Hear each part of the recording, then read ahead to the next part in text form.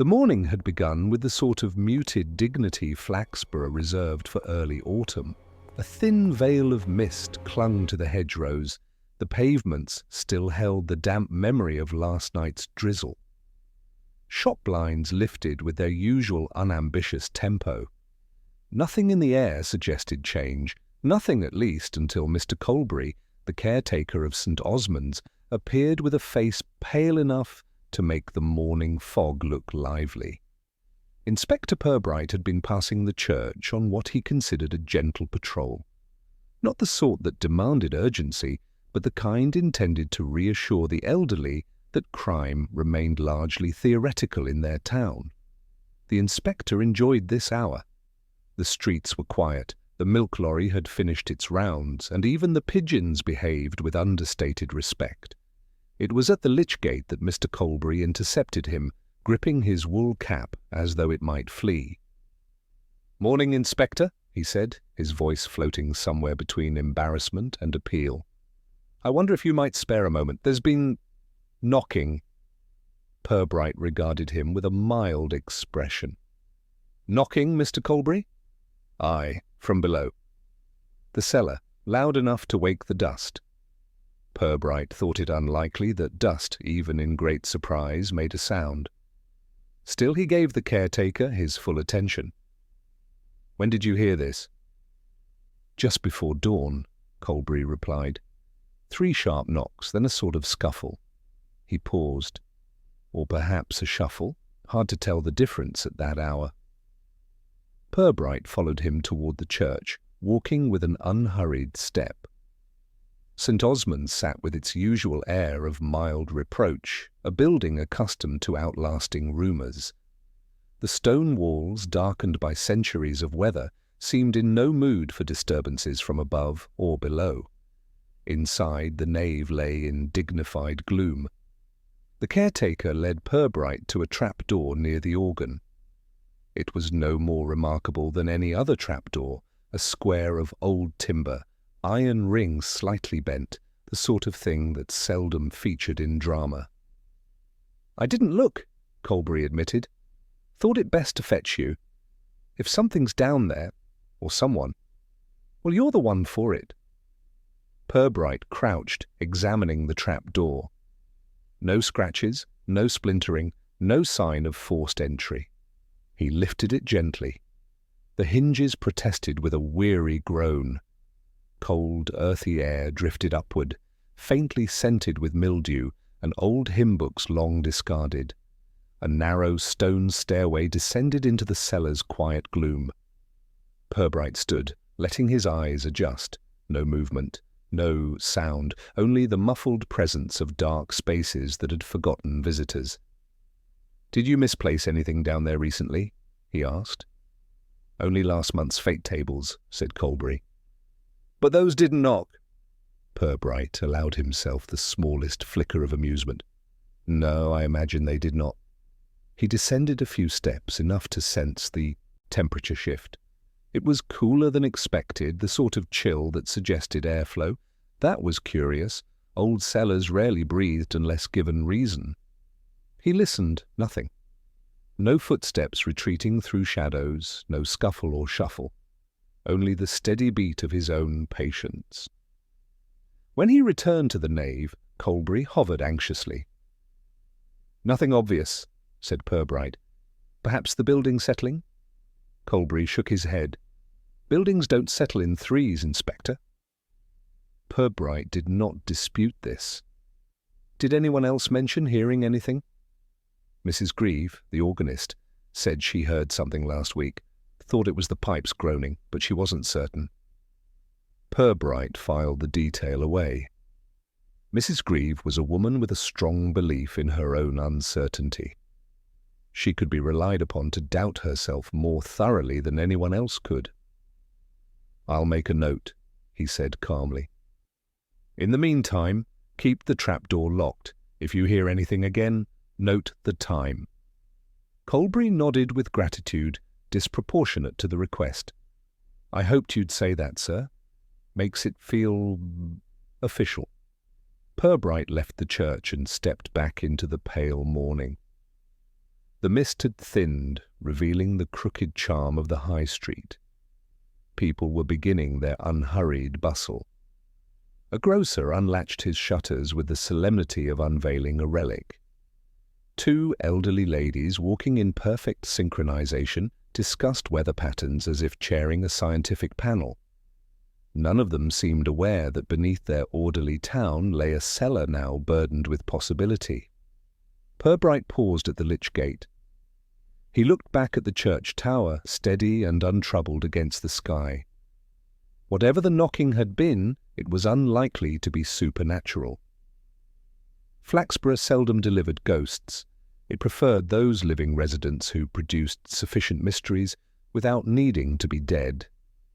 Yet there had been something in the caretaker's voice. Not fear exactly, but a kind of reluctant honesty. He had heard something, 3 knocks, a scuffle or shuffle. Purbright began walking toward the station, his steps even, his mind quietly revolving. Knocking beneath a church floor was not a crime, nor even an emergency, but it nudged the calm, and in his experience a nudge was often enough to start an investigation. Flaxborough's peace had shifted a fraction, like a curtain disturbed by a passing draught. The day, he suspected, was no longer quite as ordinary as it wished to be. By mid-morning, the rumour had travelled farther than Purbright's measured footsteps ever could. It began with Mr. Colbury's tremulous retelling to Mrs. Grieve, who repeated it to a pair of choristers collecting hymn sheets, who in turn passed it to the owner of the wool shop while purchasing buttons of no immediate necessity. Within an hour the tale had gained the fragile embroidery of collective imagination. The knocking was no longer 3 dull taps, but, depending on the listener, a coded message, a warning, or in the more dramatic corners of the market, the stirring of something buried. Purbright heard none of this directly. What reached him instead were the glances, polite, darting, and accompanied by that small-town shuffle of curiosity disguised as accident. As he walked the high street, adjusting the fold of his coat against a rising breeze, he sensed that the town had already begun crafting its own explanation. Flaxborough rarely faced a mystery without first stitching together its preferred version, however little it resembled reality. At the greengrocer's stall, 2 women leaned over a pyramid of apples, their discussion carried in hushed tones that were nonetheless designed to be overheard. One proposed rats of unusual size, the other suggested a parish secret, long concealed beneath the stone floor. Purbright paused to examine a handful of pears, granting them the performance of speaking without appearing to speak. Their voices dipped, rose again, then settled into a conclusion that someone must be responsible, and that responsibility, by the easy arithmetic of gossip, fell upon the newest resident in town. Across from the church stood a modest lodging-house with ivy curling around its windows. It was here, according to the murmuring circuit, that suspicion had chosen to roost. The lodger, Mr. Harrowell, had arrived only a month ago, quiet in manner and deliberate in movement. He carried no noticeable vice, but Flaxborough found this more unsettling than any admitted flaw. A man who said little invited the town to say rather a lot on his behalf. At the lending library, Purbright drifted between shelves, returning a volume he had borrowed the previous week. Miss Lucinda Pryor, the librarian, greeted him with her usual mixture of reverence and alarm. She adjusted her spectacles with the careful force of someone preparing to deliver sanctioned information. "I suppose you've heard," she said, lowering her voice, even though the building contained only a pensioner reading gardening magazines. "About the knocking, quite dreadful, though perhaps not dreadful in the usual sense. More atmospheric." Purbright offered a slight nod. "Buildings make curious sounds at curious hours." "Yes, Inspector, but these were intentional sounds. Mr. Colbury was very specific. 3 knocks, then movement. Personally, I wonder whether it might relate to that new gentleman at Mrs. Wenkel's lodgings. He asked only yesterday if we held any books on architectural tunnels. Tunnels? Purbright repeated, carefully neutral. Well, foundations and crypts and such. He seemed very interested in structural history. Perfectly normal interest, of course, but in context. She gestured vaguely toward the church, as though the stone spire were leaning over the library desk to eavesdrop. One does wonder. Purbright thanked her, signed the return ledger, and stepped back outside. The air had sharpened. A faint bell rang somewhere beyond the rooftops. He crossed the street to observe the lodging-house discreetly. Curtains shifted on the upper floor, not enough to reveal a face, just enough to acknowledge the world. It was possible Mr. Harrowell had heard the morning's theories and chosen the sensible option of staying indoors until the town exhausted its first wave of conclusions.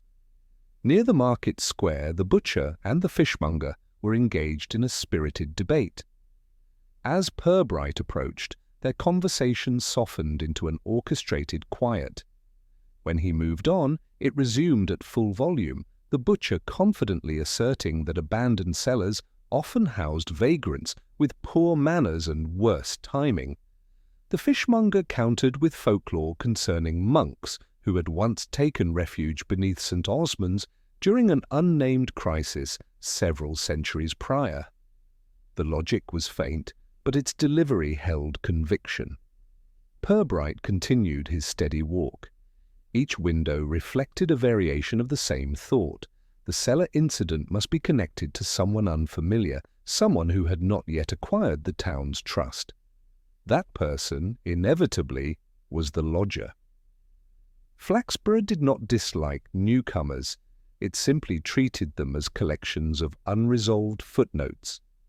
A sudden gust lifted the scent of roasting chestnuts from the market cart, carrying it toward the churchyard. Purbright paused beside the gate, listening not for knocks, but for the quieter hum of a town shifting its balance.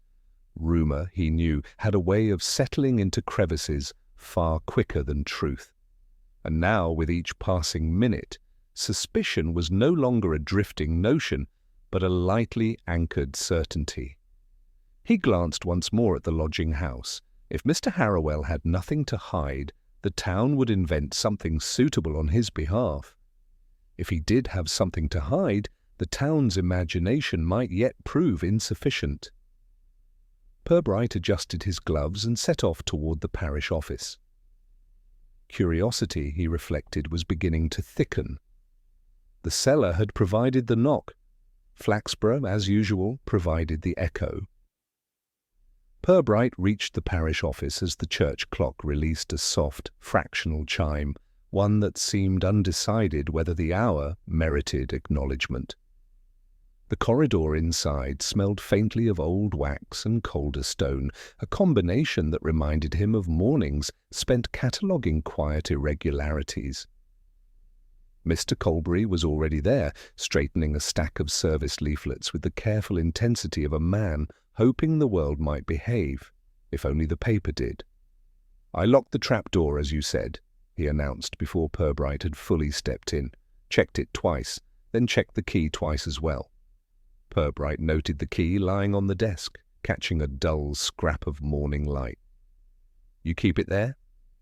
"For the moment," Colbury replied, though his tone betrayed uncertainty about whether the moment referred to hours or years.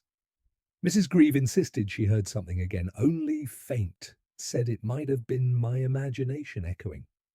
"Yours or hers?" Purbright asked mildly. Colbury coloured, then settled into a defensive cough. "Hard to say with her." Purbright considered the man for a moment. "I'd like to speak to her, and to your new neighbour across the way, Mr. Harrowell." Colbury shifted, troubled not by the request but by its implication. "He keeps odd hours, reads a great deal, doesn't much care for conversation, but he's never stepped foot near the cellar." Purbright offered a courteous nod. "I'm sure he hasn't." He left the office, crossing the street with a measured pace that matched the slow drift of fog returning from the river. The lodging house stood calmly beneath a frame of ivy, its brickwork softened by the hour's diffused light. A knock on the door produced a moment of silence, then the faint scrape of a chair being pushed back. When the door opened, Mr. Harrowell appeared with the faintly startled expression of someone interrupted mid-thought, rather than mid-action. He was neatly dressed, if plainly so, and his eyes held the wary politeness common among those unaccustomed to being part of a town's circulating theories. "Inspector!" He inclined his head with cautious deference. "Is there something I can help with?" Purbright offered a small, reassuring smile. "A brief matter. I'm making inquiries about a sound heard in the church cellar this morning. Nothing alarming, merely procedural. As you live opposite, I wondered whether you noticed anything unusual." Harrowell hesitated. It was an elegant hesitation, almost studied. "I heard the bell at 6:30, and the milk cart a little before. Nothing else." "No knocking? No movement inside the church?" "None," Harrowell replied. His gaze shifted momentarily toward the church tower before returning. "Has something happened?" "Possibly, or possibly not." Purbright allowed the ambiguity to rest between them. "You've an interest in structural history, I gather." This seemed to unsettle Harrowell more than any mention of knocking. "I asked the librarian about old foundations, yes, only curiosity. I sketch occasionally, though nothing technical." "You sketch buildings?" "Sometimes." He paused. "Sometimes cellars." Purbright nodded as though this were perfectly ordinary. "Thank you. If you recall anything at all, do let me know." Harrowell agreed, though with a stiffness suggesting he hoped no such recollection would burden him. Purbright crossed back toward the church, where Mrs. Grieve was emerging from a side door with a canvas bag full of sheet music. The wind attempted to rearrange the papers. She swatted at them with the indignation of someone who considered nature presumptuous. "Inspector," she greeted with a tremor, somewhere between flattery and complaint. "Mr. Colbury has probably told you I misheard something. I may well have. Hearing isn't what it was, though it remains better than most people's judgment." Purbright smiled. "You thought you heard something last week?" "Yes. A shifting, a small one, like someone adjusting a chair underground." She folded her arms. "And before you dismiss me, I will tell you this. Some months ago I saw lantern light through the floorboards near the organ. Just a flicker. I mentioned it, but no one believed me." "Why a lantern?" Purbright asked gently. "Because electric torches don't flicker in that way. And I know the difference, Inspector. I sang in the choir by gaslight for years." She lowered her voice, leaning in. "I never imagined it was anything wicked. More likely some church matter I wasn't meant to see." Purbright studied her expression, weighing her certainty against the town's fondness for embroidered memory. "Did you mention it to anyone besides Mr. Colbury?" "Only the vicar. He said it was the reflection of a passing car. A car, Inspector, on a night when not even the foxes stirred." A gust lifted the edge of her coat. She tightened it, looking toward the trapdoor as though it might exhale another story at any moment. Purbright thanked her and walked to the nave once more. The key on the desk seemed to regard him from its small pool of light. Something about it, its placement, its recent attention, felt less like routine security and more like the center of an unspoken ritual. He slipped on his gloves and gently turned the key between his fingers. There was beneath its metal coolness a tension that had nothing to do with tumblers or locks. Flaxborough's truths often hid in polite arrangements, the carefully folded leaflet, the borrowed book, the faint flicker seen by an uncertain witness. And now, perhaps, in a cellar door that too many people wished either locked or forgotten. By late afternoon the town had already settled upon its answer, polished to a comforting shine. The whispers that had drifted through shops and corridors had hardened into a reassuring certainty. A vagrant had slipped into the church cellar for warmth, startled the caretaker, and vanished before dawn. It was an explanation that required no great imagination, no historical scandal, and, most importantly, no further inconvenience. Flaxborough cherished tidy accounts almost as much as it cherished its orderly hedges. At the bakery, a pair of customers spoke of it with lightly satisfied shrugs. "Poor soul," one murmured, selecting a scone as though donating it to the narrative. "No harm done, really. They come and go." The other nodded with conviction, untouched by evidence. By evening, this theory had ascended to the status of unofficial truth. Purbright, strolling past with a packet of tea under one arm, listened to their conclusion with a diplomat's neutrality. The warm smell of bread drifted into the street. A bicycle bell chimed somewhere in the fog-softening distance. Everything from the gas lamps glowing against the mist to the clatter of hooves near the market suggested a town intent on restoring its composure. But Purbright's composure held differently. The explanation was more convenient than credible. No signs of forced entry, no disturbed dust along the cellar steps, and, most curiously, the key that had lingered so obediently on the parish desk that morning now seemed to enjoy a social life of its own. When he returned after speaking with Mrs. Grieve, the key had been shifted a full inch to the left. Colbury insisted he had not touched it. Mrs. Grieve swore the same. The vicar was out visiting parishioners. Keys do not move unaided, even in Flaxborough. He walked now toward the church once more, the sky dimming into a muted violet. The evening bell sent a low hum rolling across the rooftops, settling like a soft weight over the cobbles. Purbright paused at the lich gate, glancing across to the lodging house. A curtain moved, but only slightly. Enough to suggest a watcher preserving his own half of the town's equation. Inside the nave, the quiet was deeper than before. Dust motes drifted through the last of the day's light, appearing and disappearing as though reluctant to choose a direction. Purbright stood for a moment, listening to the faint echo of his own breath, aware that the cellar beneath him held more calm than the stories above. He approached the trapdoor. Locked again. Key absent. It had been on the desk earlier. Now it was gone entirely.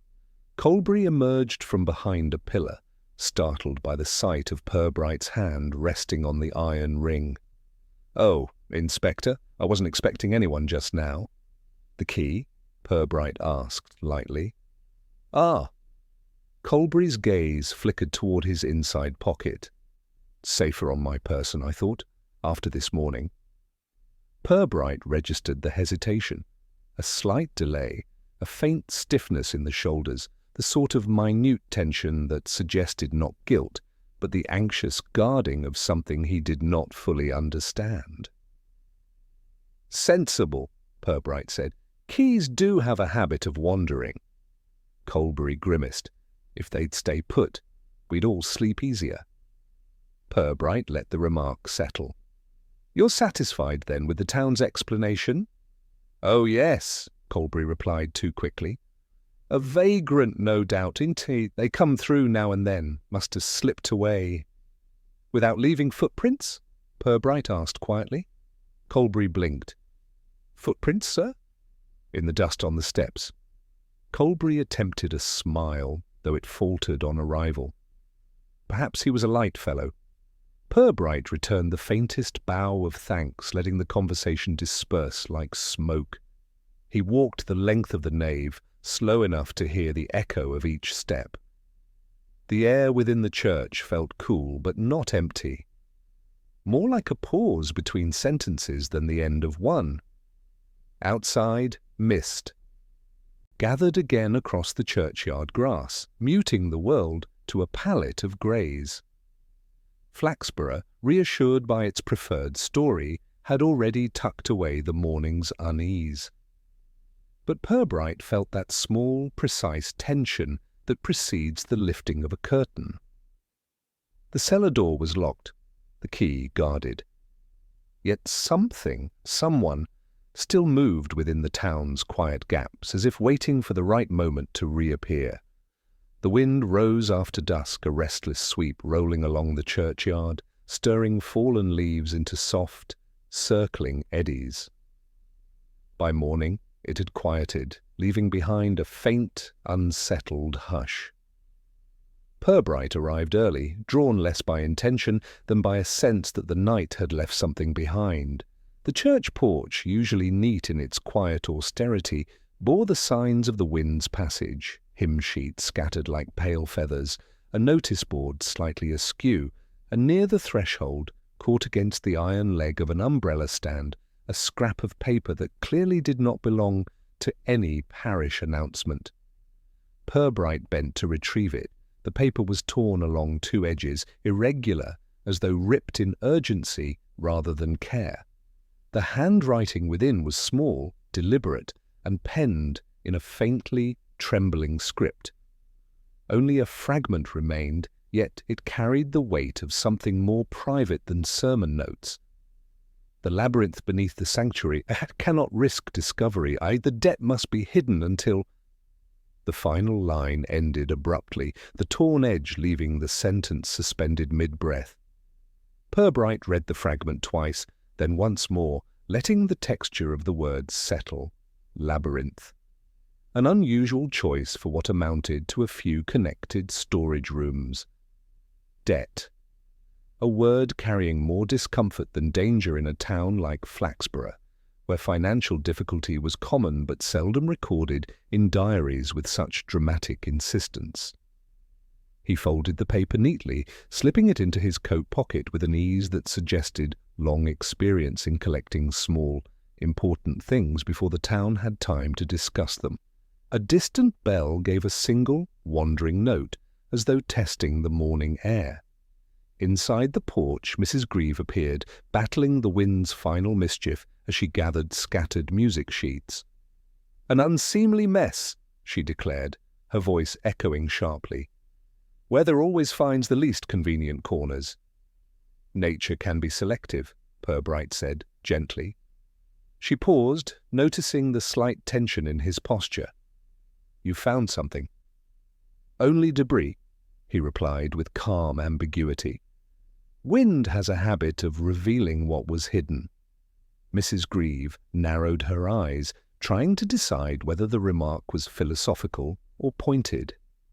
She settled for adjusting her scarf and continued her sorting. Purbright moved into the nave. The cellar door remained locked, the key, he noticed, again resting on the desk, though in a different position than before. Whether Colbury had placed it there, or someone else had felt entitled to its proximity, he could not yet say. He stepped closer to the trapdoor. A faint draught rose through the cracks, cool and steady, as if the rooms below were breathing at their own deliberate pace. The word labyrinth returned to him, improbable, yet persistent. He imagined narrow passages cluttered with forgotten parish furniture, the dim outlines of unused alcoves, and the way shadows might form corners where none existed. Colbury soon entered, balancing the feather duster he never quite trusted to do its job. "Blowy night," he said, eyeing the hymn sheets. "Things get lifted and dropped without care." "So I noticed," Purbright replied.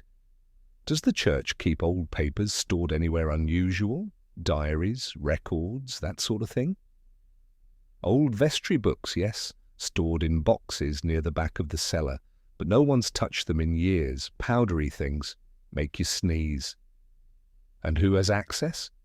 "Only those with the key, myself, the vicar, and... well, Mrs. Grieve used to, but I doubt she's been down there since choir practice involved climbing fewer stairs." Purbright nodded thoughtfully. "Anyone else?" Colbury hesitated. "There used to be a junior clerk who handled inventory, but he left some years ago. Young chap, fond of taking notes. Always scribbling. Do you recall his name? Denton or Dent. Colbury frowned. Something like that. Never kept long enough for the town to pronounce it properly. Purbright let the details settle. A former clerk, a habit of scribbling. A cellar containing old record boxes. A torn diary page found conveniently near the door after a windstorm. He glanced once more at the key. You're certain the cellar remained locked through the night? Oh yes, Colbury insisted. Unless the winds learnt to operate church locks, it stayed shut. Purbright offered a gentle smile. Wind can be resourceful. He left the church with an unhurried stride, the fragment of diary pressing lightly against his pocket. Fog clung low to the gravestones, softening their edges, making the world appear slightly rearranged. Somewhere behind him a door clicked, a small, hollow sound carried by the morning stillness. The town's theory of a harmless vagrant felt more threadbare with each step. But now at last he had something tangible, just a torn scrap but enough to tug at, a labyrinth, a debt, a voice that had written in worry weeks before anyone heard a knock beneath the floor. The thread had appeared, and threads, in Purbright's experience, rarely existed alone. The morning deepened into a grey stillness, the sort that pressed gently against buildings and muted every distant sound. Purbright walked through it with the quiet assurance of someone listening rather than looking, letting the town present its fragments at its own pace. Fog clung to the cobbles, softening the edges of shop signs and turning chimney smoke into slow, thoughtful spirals. At the post office, he paused under the awning as Mrs. Jolliffe arranged envelopes into neat stacks. She offered a polite smile, then leaned forward, with the half-conspiratorial tilt favoured by those who believed information travelled best in lowered tones. Between ourselves, Inspector, Mr. Colbury hasn't been himself. I heard he's behind on his loan. Nothing shameful, mind you. Plenty of folk are. But pressure makes people do odd sorts of thinking. Purbright accepted the remark with a thoughtful nod. Financial strain can unsettle a person. Or make them hear things, she concluded, as though this solved the matter entirely. He thanked her and stepped back into the mist. A horse cart rattled past, wheels hissing softly against the damp stones. The world felt suspended, as though the fog were listening too. Farther along, the lodging-house door was propped open to air the corridor. Purbright slowed without appearing to. Mrs. Wenkle, the landlady, was sweeping, vigorously, as if the broom might uncover more than dust. Upon noticing him, she offered a smile that flickered between welcome and worry. "Inspector Purbright, I hope my lodger hasn't caused any difficulty. He's quiet as a cup of cold tea." "Not at all," Purbright said. "A private man, perhaps?" "Oh, deeply so. Pays his rent on time. Keeps to himself. Came here, he said, for peace and distance." "Whatever that means." She paused, the broom resting against her apron. "He's sensitive, I think. The sort who startles at sudden noises." "Has he heard any from the church?" She shook her head. "Not a peep, though he did ask if there was a cellar beneath it. Mentioned he was sketching old buildings, his rooms cluttered with notebooks. Secretive about them too, wouldn't show me a page." Purbright thanked her and moved on, filing away the detail beside the diary fragment in his pocket. The fog drifted overhead in a slow roll, carrying the faint smell of damp earth and wood smoke. In the market square, stalls were opening in subdued succession. Mr. Braith, the butcher, was in full lecture to the fishmonger about the cellar incident. "Mark my words," he declared, "a man hiding from debt will crawl into any hole he finds. I knew a lad once who tried to sleep in a coal hopper." He paused. "Or was it a grain silo?" the fishmonger replied with a shake of the head. "Nonsense, it's that organist, always peering where she shouldn't, likely saw her own reflection and thought it a phantom." Their debate lost steam when Purbright approached. Both offered greetings too well timed to be spontaneous. "Morning, Inspector," Braith said. "You'll have sorted the cellar business by now." "Almost," Purbright replied, which was both honest and comfortably vague. He continued toward the ironmonger's shop, drawn by the memory of a passing remark from weeks earlier, something about a missing apprentice. The shop bell gave a muted ring as he entered, its tone softened by the thick air. Mr. Havelock, the shopkeeper, looked up from adjusting a display of hinges. With his spectacles perched precariously on the end of his nose, he resembled a man balancing more than metal goods. "Inspector, not often you wander in here, looking for anything particular?" "Information," Purbright said gently. "You once mentioned an apprentice who left suddenly." Havelock's brow creased. "Young Denton? Yes, clever lad. Too clever, perhaps. Always drawing sketches of things, door frames, beams, even the cellar under St. Osmond's. Said he liked working out hidden structures. Made me uneasy the way he talked about it." "When did he leave?" 2 years ago. No farewell, just vanished. Some said he took a job in the city. Others said he got into trouble with bills." Havelock wiped his hands on a cloth. "Why the interest?" "A loose thread," Purbright replied mildly. "And threads sometimes belong to the same cloth." Havelock nodded, satisfied without understanding. The bell chimed again as Purbright left, its small echo trailing him into the square. He crossed toward the churchyard, where the fog had sunk lower, brushing the tops of gravestones in soft, ghostly strokes. Mrs. Grieve emerged from the vestry path, clutching a bundle of sheet music to her chest. "Inspector," she said sternly, as though greeting him for an appointment he had forgotten to make. "I've been thinking. The light I saw in the cellar, it wasn't recent, but the flicker, I've seen something like it before. Years back. When that apprentice boy was still about. He used to lurk around the church after dusk. Sketching, he said, but sometimes I heard him talking as though someone were answering." Purbright regarded her with delicate neutrality. "Did you mention this earlier?"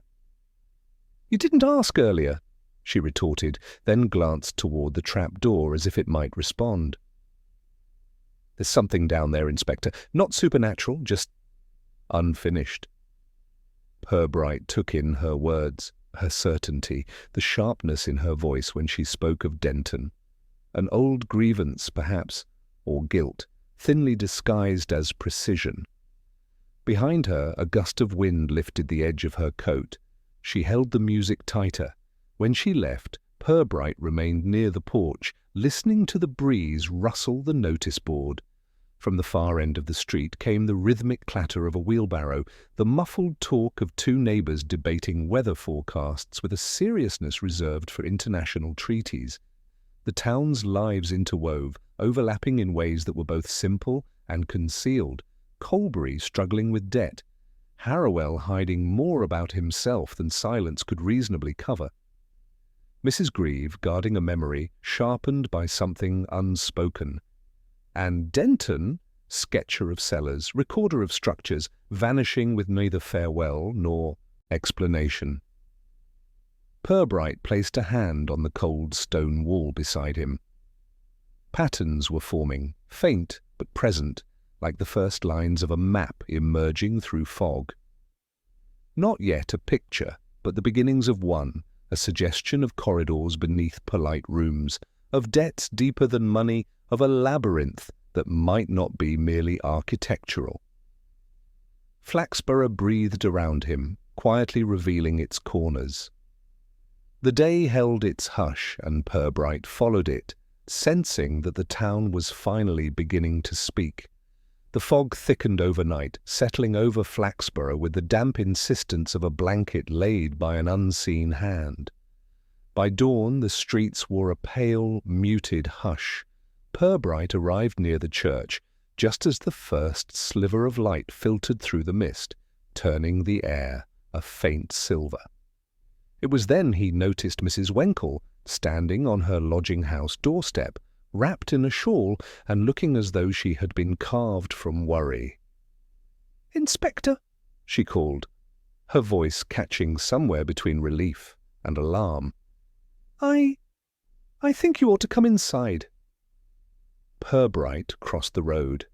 Mrs. Wenkle stepped back, allowing him into the narrow hallway where the scent of last night's coal fire still lingered. She gestured toward the landing above. "It's Mr. Harrowell. His door was ajar when I came to check the boiler. He's gone. Vanished." Purbright ascended the stairs, each step creaking lightly beneath his weight. Harrowell's room was neat, almost aggressively so. The bed was made, the curtains slightly parted to reveal the blurred outline of the church tower. On the chair near the window lay his coat, folded with a precision that suggested intention rather than haste. Beside it, an empty suitcase stood open like a box awaiting meaning. "No note?" Purbright asked quietly. Mrs. Wenkle shook her head. "Not a word, and he's never left his coat behind. He always took it, even in warm weather. Said the wind made him think twice." Purbright examined the suitcase. No scuff marks, no sign of rummaging, only absence. The room held the stillness of a place not vacated, but erased. "Did you hear anything in the night?" he asked. "A door," she whispered. "Soft, like someone trying not to wake a soul." Purbright lifted the coat. Something slipped from its inner pocket, a small corner of paper. Not torn, but creased from long carrying. He unfolded it carefully. The familiar handwriting, thin, deliberate, met his eye. Another diary fragment. "If the other will not speak, then I must. Two of us know. Cannot let the burden fall on only one. The cellar will keep what we cannot." The final line broke off where the paper had been folded. Purbright slipped the fragment into his pocket beside the first. Two people involved, a burden shared, a cellar keeping what they could not. Outside, the church bell began the slow rise toward 6 o'clock, each note muffled by the fog, as though reluctant to disturb the morning. He thanked Mrs. Wenkle gently and stepped back into the street. The fog clung low, curling around the churchyard like something guarding its own quiet secret. As he approached the porch, he saw Colbury hurrying toward him, face sharp with alarm. "Inspector," he called, breath catching in white puffs. "The cellar door, sir. It's unlocked." Purbright's gaze moved to the nave doorway, then to the dim interior, where the shape of the trapdoor lay partly obscured by shadow. "You locked it last night?" "Of course I did. Twice. Checked it at 8. And again before bed." Colbury wiped his brow with a sleeve. "I don't know how it came undone. Someone must have—" But the sentence dissolved as Purbright passed him, stepping inside. The nave held its familiar chill, yet something felt different, as though the air had shifted its weight in the night. The trapdoor stood slightly ajar, not wide, just enough to disturb the perfect line of the timber. Purbright knelt, gloved fingers tracing the iron ring. No scratches, no pry marks. Whoever had opened it had done so with the key, or remarkable delicacy. "Stay here," Purbright said quietly. He lifted the door. The hinges exhaled a long, tired sigh. Cold air drifted upward. The stone steps descended into darkness that pooled like ink. Purbright struck a match, then another, lighting a small lantern left on a shelf nearby. Its glow cast a wavering amber over the stairwell. The cellar greeted him with its familiar damp scent, earth, mildew, and the faint memory of forgotten parish furniture. But there was also something else, a trace of movement in the dust. Not footprints, something lighter, more tentative, a brushed path like someone skimming their fingers along the floor. He descended slowly, letting the lantern carve small shapes out of the gloom.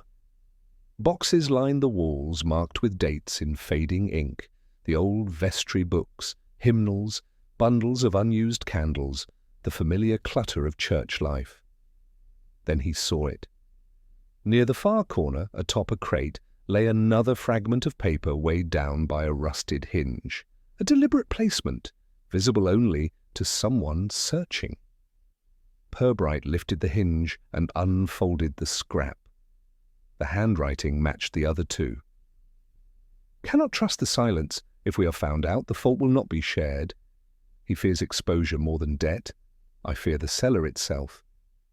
A soft shiver moved through the air, stirred by nothing Purbright could hear. He held the lantern higher. The cellar extended farther than he remembered, its shadows forming an irregular geometry, as though new corners had grown overnight. He listened. Faint drips of water. The distant creak of wood. No movement, no breath, no presence but his own. Yet the sense of unfinished truth lingered like a pulse. Behind him, from the top of the stairs, Colbury called down nervously, "Inspector, all well?" Purbright turned the lantern slightly, its glow shifting across the walls. "Quite well, thank you," he replied, though the night seems to have rearranged more than keys. He pocketed the fragment and descended, closing the trapdoor with a soft, resolute thud. The lock clicked gently under his hand, though it gave no comfort. Outside, the fog had begun to thin, and a weak line of sunlight filtered through the clouds. But despite the change in light, the morning felt heavier, filled with the knowledge that Harrowell had not simply walked away, and that the cellar, unlocked and waiting, had offered something more than shelter. It had offered a hiding place for truths not yet ready to face the day. The fog had thinned by mid-morning, leaving behind a faint shimmer on the cobbles, as though the town had been quietly rinsed and set out to dry. Purbright walked with unhurried steps through the churchyard, the diary fragments resting against his coat like folded breaths. Each line spoke less of wrongdoing and more of unease, an unease that felt older than the cellar itself. He paused beneath the yew tree, listening to the soft drip of last night's mist falling from the branches. Fear, he reflected, seldom walked loudly. Guilt announced itself in fuss and clatter, but fear kept to the shadows, rearranging decisions in silence. Whatever lay beneath the church floor was not merely a hiding place, it was refuge. A refuge built out of choices someone could no longer bear in daylight. The bells gave a restless metallic stir, not quite striking the hour. Purbright followed their tremor to the nave, where the faint scent of polish hung in the air. He found Mrs. Grieve at the organ, firmly turning pages in her music book with the air of a woman correcting the behavior of paper. "Mrs. Grieve," Purbright said gently. She jumped, then composed herself with a quick, indignant sniff. "Inspector, you make a habit of appearing precisely when one is thinking private thoughts." "A coincidence," he said, though his smile acknowledged the truth. "I wondered if you might help clarify something." Her fingers tightened slightly around the edge of a hymn page, a movement subtle but noticeable. "If it concerns the knocking, I've said all I intend to. I doubt anyone will believe me further." "It's not the knocking," Purbright replied. "I'm thinking of the lantern light you mentioned." She blinked, an uncertain flicker behind the spectacles. "Yes, I told you, a flicker from below." "You said it was recent, then later that it was years ago. I may have misheard." Mrs. Grieve coloured faintly. "Time blurs, Inspector. The mind rearranges events. I may have seen the light twice, or once, or perhaps it was nearer to dusk than night. These details soften." Purbright stepped a little closer, the wood of the organ case warming beneath his hand. Of course, memory is rarely obedient. But the cellar, as you know, has no lanterns, nor oil lamps. Not since the electrics were added. She looked toward the trapdoor, then away again quickly, as though worried it might regard her in return. I saw what I saw. A glow, a warmth, something alive, not mechanical. And the apprentice? Purbright asked softly. Did you ever see him carrying a lantern? That question stilled her completely. She pressed her lips together, voice retreating for a moment, before resurfacing as a thin thread. Denton was a curious boy, too curious. He would roam the church grounds when he ought to have been sweeping aisles. Once I came early for morning practice and found him near the cellar door with a sketchbook. He said he was studying architecture. It sounded learned, so I left him be. That was when you saw the light? She hesitated, a small pause, but telling. It may have been. Yes, I believe so. Purbright felt, rather than saw, the shift in her recollection. Not dishonesty exactly, but fear shaping truth into something neater, more palatable. She arranged her sheet music again, though it was already neatly aligned. Mrs. Grieve, he said, voice gentle, are you concerned for someone? Her breath caught, barely audible. Concerned, no, but I worry about what the town will decide. It leaps to conclusions like a cat at shadows. Her eyes flicked to the trapdoor again. If there is anything down there, anything untidy, I don't want to be blamed for failing to mention something I saw once upon a time. Understandable, Purbright replied. But memory is seldom a ledger. It doesn't owe perfect accuracy. She exhaled with visible relief, though she hid it quickly behind a brisk clearing of her throat. Quite so. Now, if you'll excuse me, I must rehearse before the choir arrives. Purbright left her to her music. Her earlier certainty had softened, and in its place lay something quieter. Fear of implication, fear of misremembering, fear of shouldering responsibility for someone else's secret. A familiar shape of human worry. Outside, the clouds were thinning, revealing pale strips of sky behind drifting vapour. Purbright walked the church perimeter, running his hand lightly along the cold stone. The cellar beneath him was no mere storeroom. Its air, its draughts, its shifting dust, none of it belonged to a place unused. Someone had sought shelter there, someone fearful, not malicious. And someone else, perhaps, had shared that fear or heightened it. The diary fragments whispered of two. The vanished lodger suggested a third presence in the shadows, or a second carrying the weight of both. Purbright paused at the porch, listening to the wind unsettling a loose notice on the board. Order, he thought, was often the surface the town insisted upon. Oddity, however, lived in the corners underneath. And beneath St. Osmond's the corners had begun to stir. The parish hall was warmer than the church, its radiators humming with a gentle persistence that softened the chill still clinging to the windows.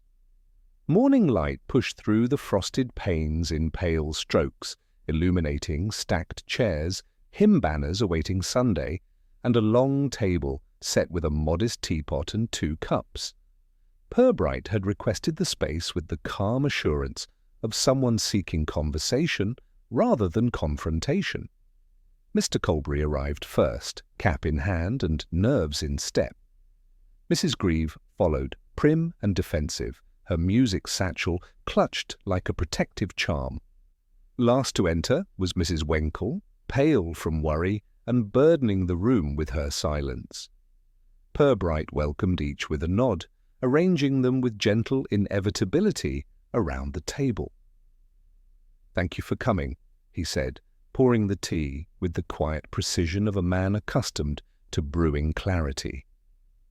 "I thought it best we share a few thoughts together. Matters concerning the cellar rarely benefit from solitary interpretation. They exchanged glances, brief, unsettled, each trying to calculate whether they were witnesses or suspects. Purbright took his seat. The cellar, as you know, has been open when it should not have been, and Mr. Harrowell seems to have disappeared without a word. These are troubling details, though perhaps less alarming than they appear. Colbury cleared his throat. I never touched that lock without reason, Inspector. Not once. Quite, Purbright replied gently. And I believe you. That reassurance did little to settle the caretaker, whose hands fidgeted around his teacup like anxious birds. Purbright allowed a moment of quiet, letting the soft tick of the hall's wall clock underscore the stillness. He then set down his cup with a faint, deliberate tap. What concerns me most, he began, is the matter of the diary pages.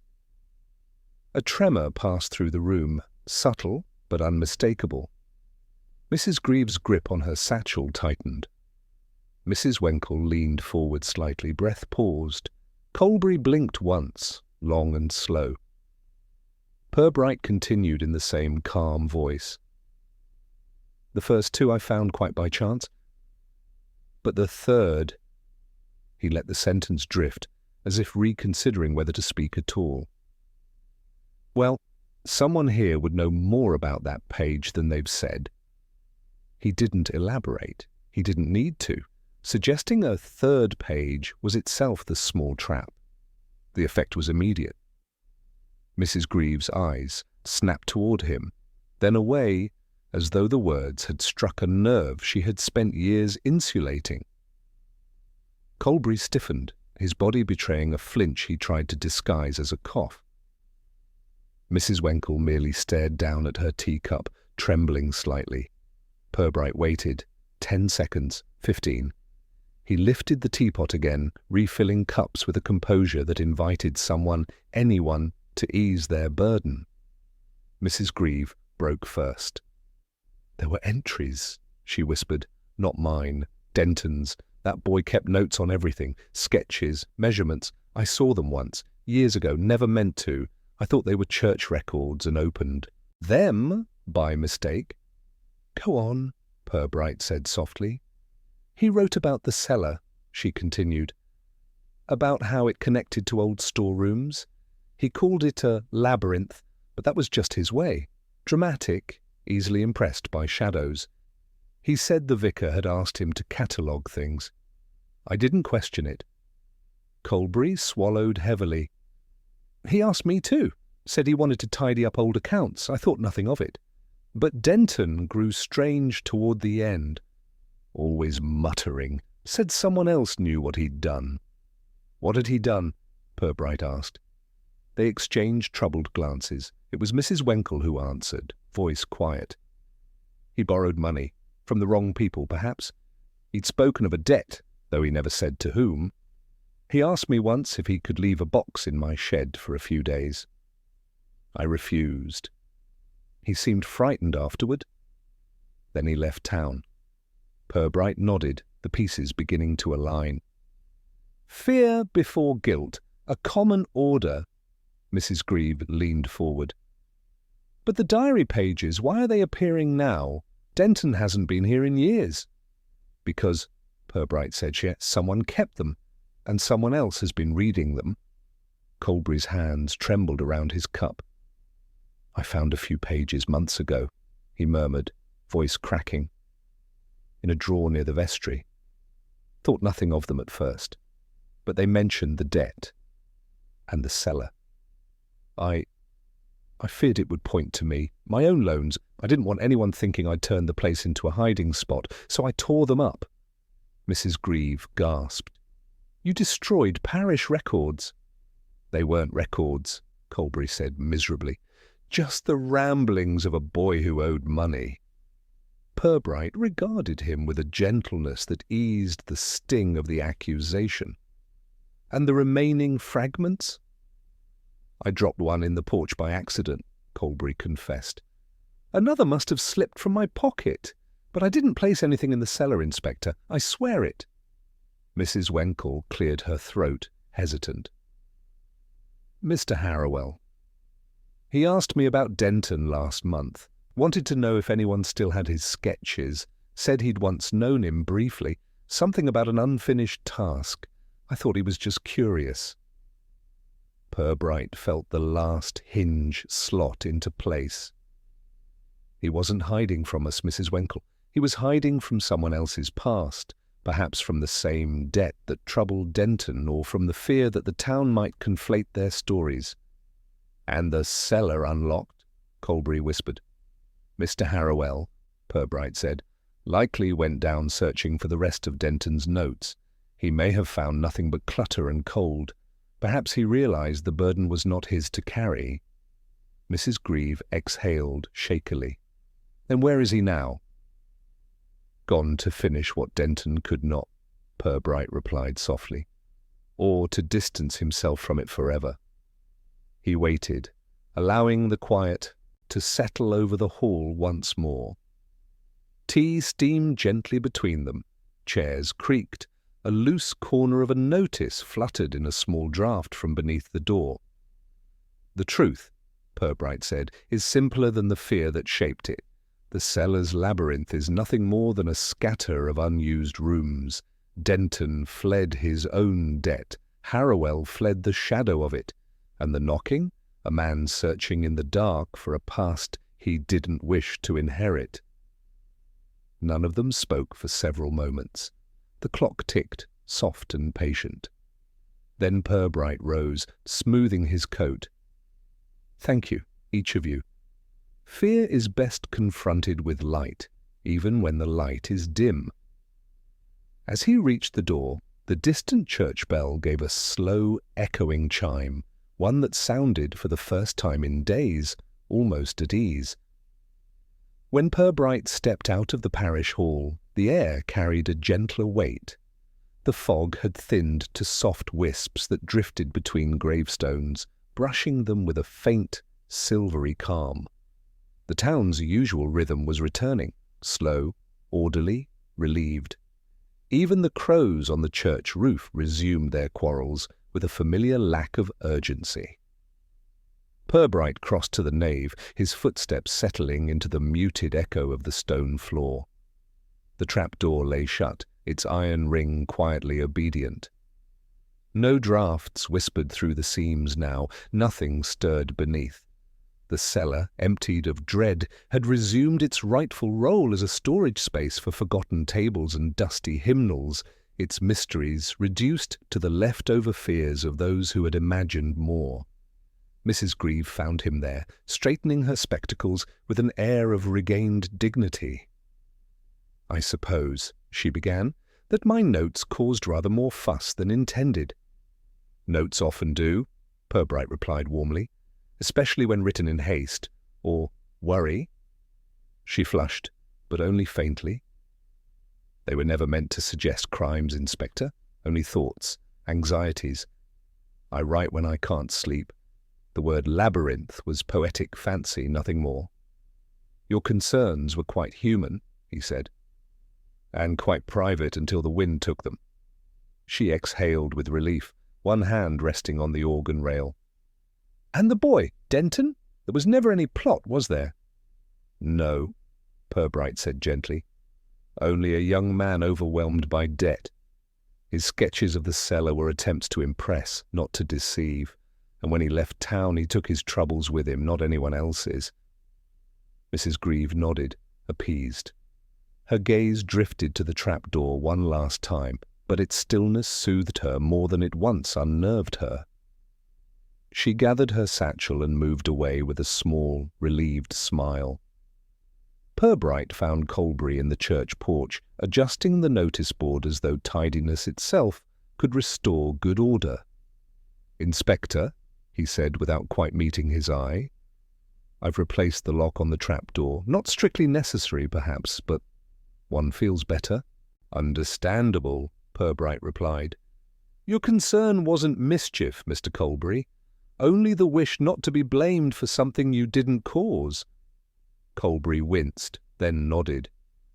I thought those sketches were evidence of wrongdoing. Foolish of me." "Not foolish," Purbright corrected gently. "Merely cautious. Fear can make innocent things appear heavier than they are." The caretaker's shoulders eased, and for the first time that morning, his hands stilled at his sides. "What of Mr. Harrowell? Has he—" "Taken himself elsewhere," Purbright said. "He feared his connection to Denton would tangle him in suspicion. Easier to leave than explain himself to a town that prefers its own theories."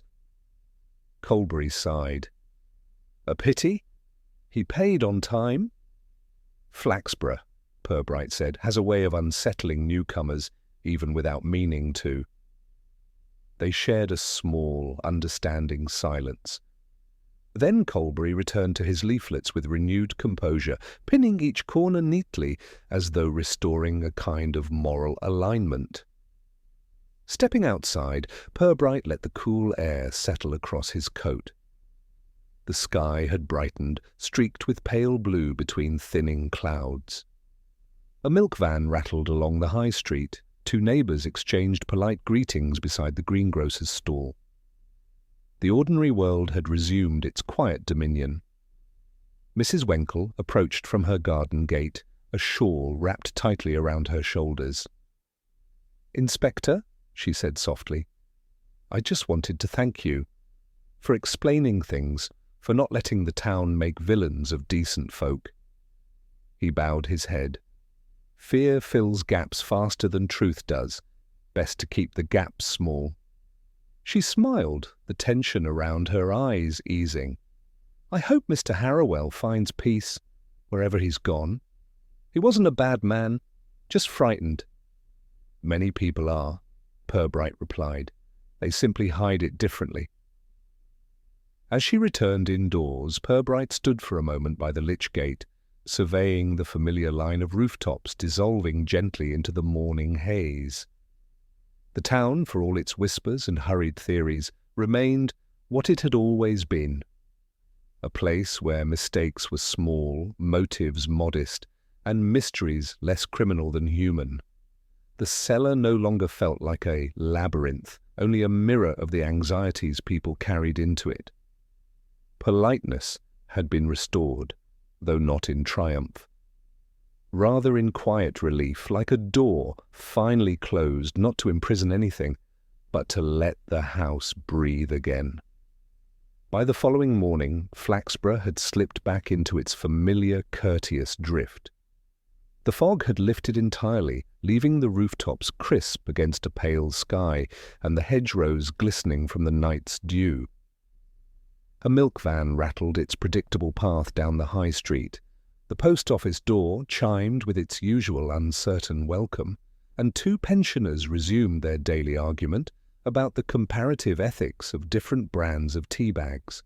Nothing, on the surface, suggested the town had recently entertained shadows beneath its feet. Purbright walked at an easy pace towards St. Osmond's, enjoying the cool clarity of the air. The church tower stood in quiet dignity, as though relieved to be simply a tower again, and not the epicenter of imagined mischief. The porch was tidy, the notice board straightened, and the hymn sheets properly pinned. At the threshold, Purbright paused, listening to the muted echo of his own presence ripple through the nave. The trap door was locked once more, its key hung neatly on its designated hook, no longer shifting about like a restless conscience. Purbright rested a hand on the wooden frame, feeling the simple stillness beneath.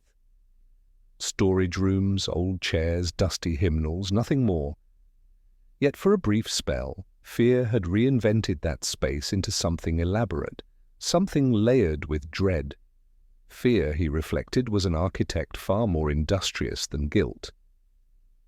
Mrs. Grieve entered from the side aisle, her steps brisk and purposeful. She carried herself with restored self-possession, though a hint of humility softened her usual hauteur.